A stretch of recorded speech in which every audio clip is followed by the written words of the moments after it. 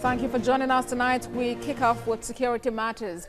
More troops have been deployed to southern Kaduna to curb the killings. Well, multiple sources and the coordinator, Defense Media Operations Major General John Eneche, confirmed that special forces have joined the fray under an ongoing operation codenamed Safe Haven. Defense correspondent Stephen Essen reports. Southern Kaduna is the hotbed of a feud that has witnessed some of the worst killings in Nigeria.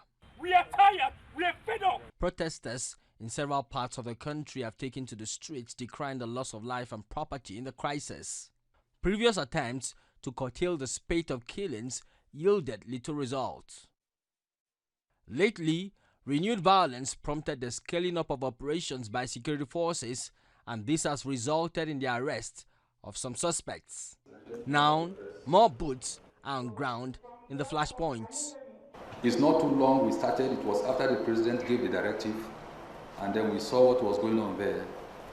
We increased our effort.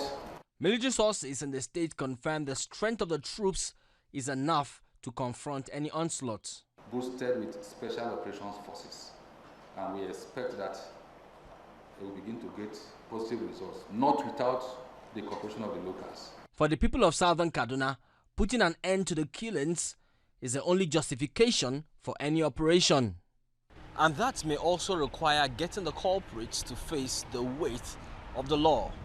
Stephen Essen, TVC News, Abuja. Stephen joins us now for more on the renewed vigor of the Joint Military Task Force to tackle security challenges. More boots on the ground, that's what your reporter said, Stephen. Are there new strategies, bearing in mind that one of the recent attacks in that part of the country, we spoke some time ago with President Southern Kaduna People's Union, who claimed that killings were still happening in places under curfew and with military presence?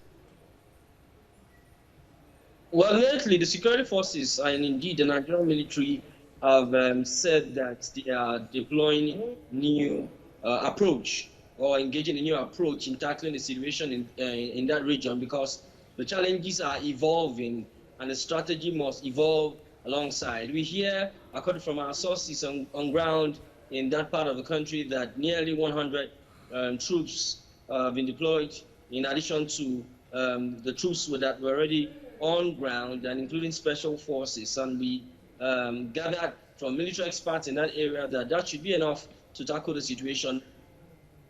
But it depends on who the forces would be responding in the face of an attack, or preempting an attack and curtailing it from happening.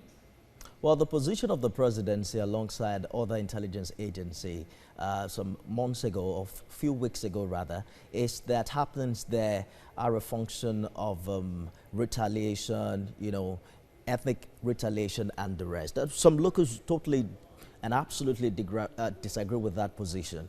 Are there new information coming from the military at this time?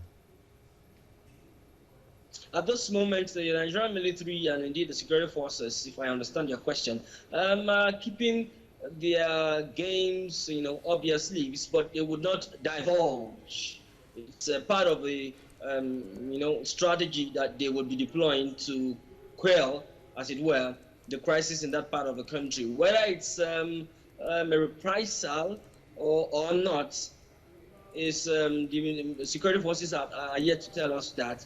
But they are taking the situation, from what we gather, they are taking the situation as it appears. It's a conflict, and it's a violent conflict, and security forces have been deployed in the area to ensure that they do what they've been told to do, crack down on the combatants in that area. More boots on the ground. We look forward to see the impact that will have in southern Kaduna. Defense correspondent Stephen Essen live for us in Abuja.